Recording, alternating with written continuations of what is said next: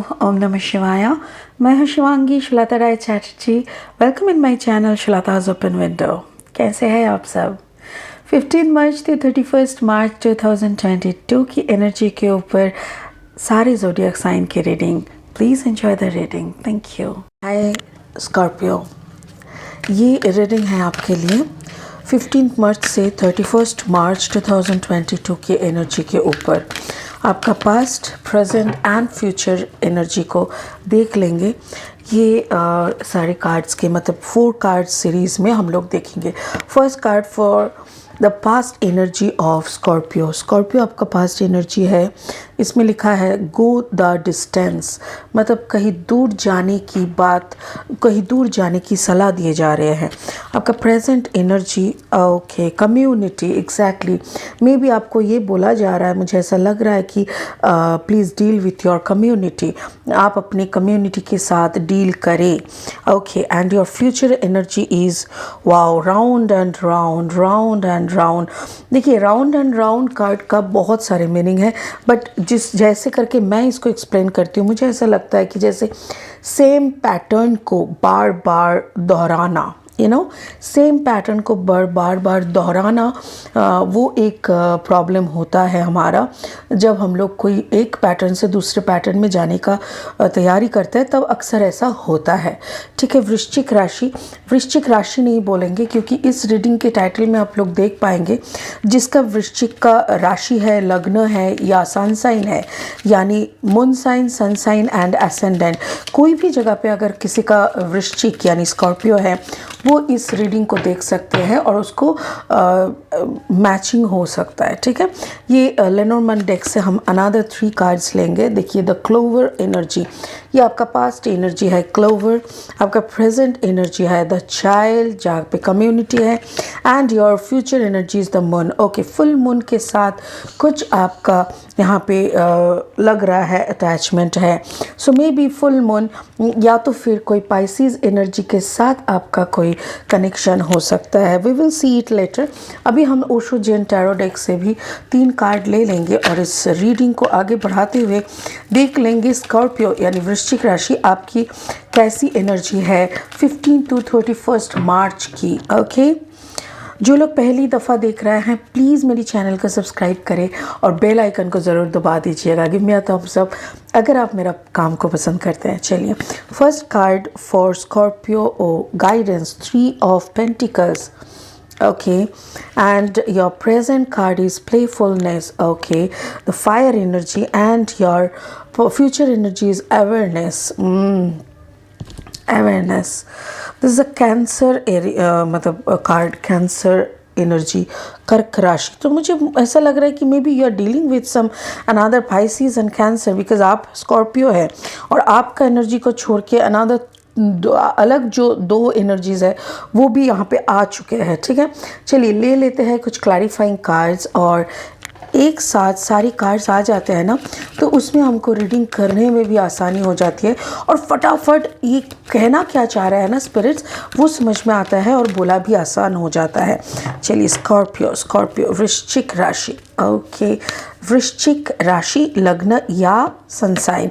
The first card is ace of pentacles, second card is the Hierophant, Taurus energy, and the third card is 6 of Pentacles. So मतलब finance, maybe you are dealing with so many things, but आपका जो focus है ना that is regarding your finance. Sorry. कुछ चीज़ें हम सोच रहे हैं कहाँ से शुरू करेंगे। चलिए शुरू करते हैं आपका पास्ट एनर्जी से। गो द डिस्टेंस, मुझे ऐसा लग रहा है कि आपको स्पिरिट ही कह रहा है कि अभी आप जहाँ पे, देखिए ये आपका पास्ट एनर्जी है। ओके, तो पास्ट एनर्जी में ऐसा है कि कुछ आपके साथ बहुत कुछ हो रहा था। ओके, जैसे हम सबके साथ होता रहता है, तो बहुत कुछ होते होते होते होते ऐसा होता है ना कि एक टाइप पे आके हम लोगों को लगता है कि दीवार पे पीठ लग गया। So now either we have to jump, हम लोगों को आइदर सामने वाले को अटैक करना पड़ेगा या तो वहाँ से निकल जाना पड़ेगा। तो मुझे ऐसा लग रहा है कि आपने निकल जाना ही सही समझा। तो आप एक डिस्टेंस बना के, गो द डिस्टेंस, आप अपना एक टारगेट बनाए थे और उस टारगेट से थोड़ा सा पीछे जाके चुपचाप बैठ गए। कार्ड नंबर 47, 477, 47 मतलब कार्ड नंबर 11। तो मुझे ऐसा लग रहा है कि आप अपना जो लाइफ पर्पस है उससे या तो आप भटक गए थे या तो आप भूल गए थे। आप अपना मैसी लाइफ में जो होता है ना, इधर उधर ये वो फालतू का बवाल, ये सब में ना आप फंस गए थे और आप अपना फोकस से हट गए थे। सो अभी उसी दौरान आपको स्पिरिट ने याद दिलाया कि no no no, this is not your work, you have to do for your own purpose. तो यहाँ पे है lucky leaf the clover number 2 exactly, क्योंकि यहाँ पे आया नंबर 11। 1 + 1 अगर करें तो वो भी 2 है, ये भी 2 है। 2 मतलब क्या बोलना चाह रहे हैं कि जो आपके साथ हो रहा है और आपका इंट्यूशन कुछ और बोल रहा है, listen to your intuition. The second mind कहते हैं जिसको, सबकॉन्शियस माइंड या फिर जो इंट्यूशन, तो लोग उसको सेकंड माइंड भी कहते हैं। तो वही आपको स्पिरिट बोल रहा है कि प्लीज़ आप सेकंड माइंड को सोचो। एंड एट दैट मोमेंट आपका दिमाग क्या बोल रहा है, 3 ऑफ पेंटिकल्स। हो सकता है फाइनेंशियली आप काफ़ी low energy, low vibration feel कर रहे थे पास्ट में, बट यहाँ पे मुझे ये भी लग रहा है कि मे बी आपके लाइफ में टॉरस, वर्गो, कैप्रिकॉर्न की हो सकता है कि कोई है आपके पार्टनर, आपका फ्रेंड या तो आपका कॉम्बिनेशन। बट मुझे ऐसा लग रहा है मे बी आप किसी ऐसे इंसान से डील कर रहे थे जिसका कोई थर्ड पार्टी था। तो ये सब के झमेले में फंस के, मतलब लोगों की झमेला में, आर यू गेटिंग मी, किसी और की झमेला में आप फंस गए और आपको लगने लगा कि maybe that is my problem. No, that was not your problem. Spirit इसीलिए बोल रहा है वो किसी और का प्रॉब्लम है, आपका फोकस हट रहा है। दूसरों का प्रॉब्लम को सॉल्व मत करो, अपना फोकस पे फोकस रखो, व्हाट इज़ योर पर्पस। तो इसीलिए आपने उसको आइडेंटिफाई किया, yes, and that is ace of pentacles, मतलब कुछ शुरू करना। एग्जैक्टली लाइफ की एक नया चैप्टर को शुरू करने के लिए आपको स्पिरिट की एक जैसे कॉलिंग आया, आप समझ पाए कि यस दैट्स अ कॉलिंग। किसी और की, कोई थर्ड पार्टी की प्रॉब्लम सॉल्व करना मेरा पर्पस नहीं है। मेरा पर्पस यही है कि अपना ज़िंदगी को एक सही ढंग से, एक सही मायने से चलाना, अपना पर्पस को सॉल्व करना और उस पर्पस में अच्छा खासा कुछ बनाना। अपने लाइफ का एक शुरुआत, एक बिजनेस हो सकता है, एक नया जॉब हो सकता है। अगर फाइनेंस को भी हम ना देखें तो भी हम कह सकते हैं कि एक वजूद, एक पैटर्न की नईपन। जैसे हम लोग का सबका एक अपना अपना पैटर्न है, एक तरीके से हम सोचते हैं, उसी तरीके से हम काम करते हैं, उसको पैटर्न कहते हैं। तो स्पिरिट आपको बोल रहा है एक नया पैटर्न ग्रो करो, एक नया पैटर्न को सोचो। ये आपका पास्ट एनर्जी हो गया। अभी प्रेजेंट में आप क्या कर रहे हो वो देखेंगे। उसमें देखो, the first card is community. Spirit बोल रहा है talk to your community, work with your community, stay with your community. आप अपने कम्युनिटी के साथ रहो, अपनी माँ, बहन, भाई, सब अपने घर वाले के साथ रहो, अपना कम्युनिटी को समझने का कोशिश करो। क्योंकि क्या होता है ना, हम लोग मल्टी कल्चर्ड सिटी में आजकल रहते हैं। जैसे आप बॉम्बे ले लो, दिल्ली ले लो, बैंगलोर ले लो, चेन्नई ले लो, कलकत्ता ले लो, हर जगह पे हर रीजन के इंसान आ रहा है।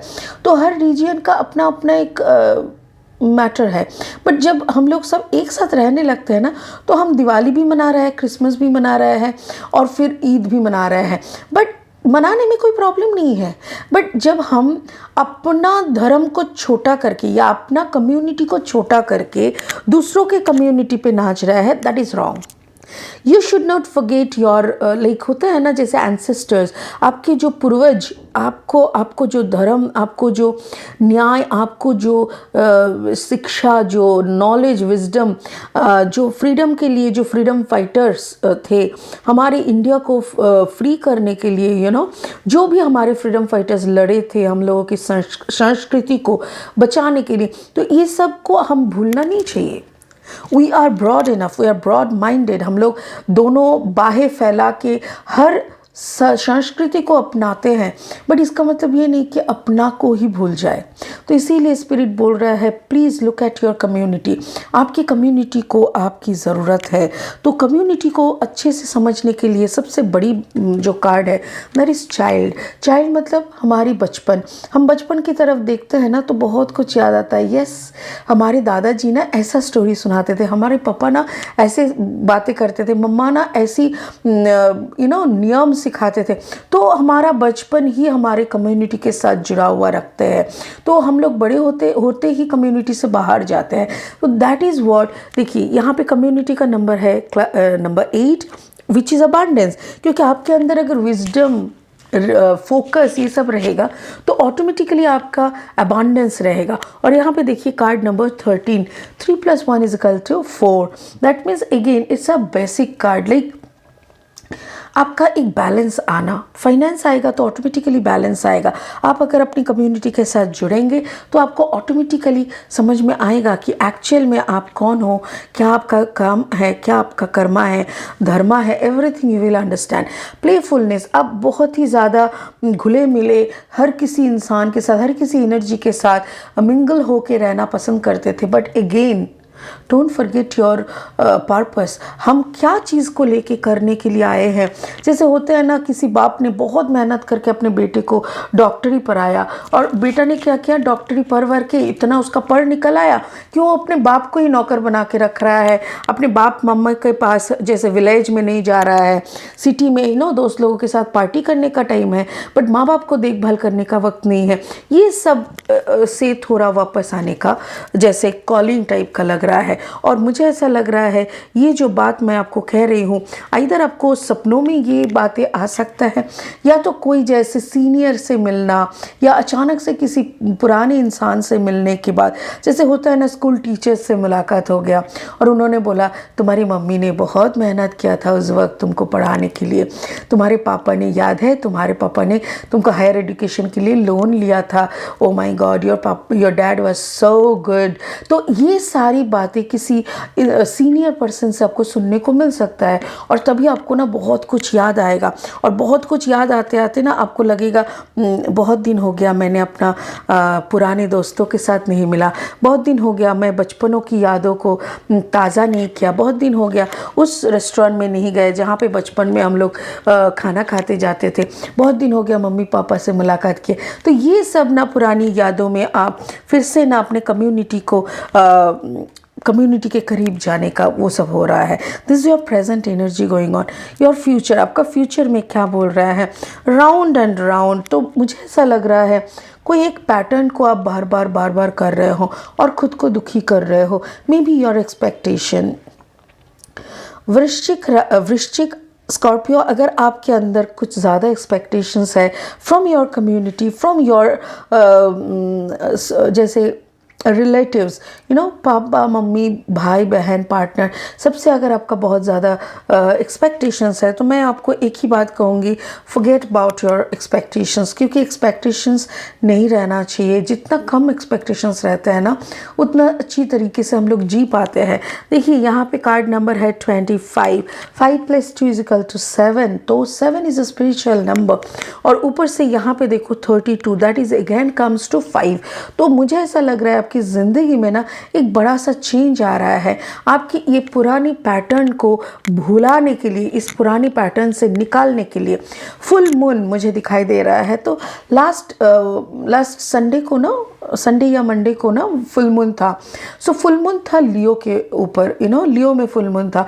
तो may be Leo full moon क्या करते हैं ना, हम लोगों का सोच अपनी तरफ करते हैं, जैसे दूसरों के लिए करना, दूसरों को लेके, जैसे यहाँ पे मैं बोल रही थी दूसरों का प्रॉब्लम्स लेके आप झेल रहे थे, सडनली आपको एहसास हुआ कि no I have to look forward towards me, towards my life purpose. Exactly. तो फुल मून के बाद से आप सिर्फ खुद को लेके सोचने लगे हो। एंड कैंसर कर जो ये अवेयरनेस कार्ड है, इससे क्या है ना, आगे की तरफ बढ़ने लगे हो। जैसे सामने एक पर्दा टाइप का आ गया था, एक वेल टाइप का, जैसे उसके उधर पे ना आपको दिखाई नहीं दे रहा था, आप उसको हटा के फिर आगे बढ़ने का कोशिश करे जा रहे हो। That is what it is called the full moon on Leo. यही रिजल्ट होता है लियो पे फुल मून का, यही रिजल्ट होता है कि लोगों का फोकस अपने ऊपर आता है। बहुत झेल लिया मैंने, दूसरों का सोचा, मेरा सोचना कौन करेगा, so I have to think on my self. और जैसे ही आप खुद के ऊपर सोचने लगते हो ना, संग संग आपको समझ में आता है कि कौन आपको देने के लिए पैदा हुआ है और किसको आपको देना है। तो ये सारी चीज़ें आपको बहुत अच्छी तरीके से समझ में आ जाता है and you are fighting for that.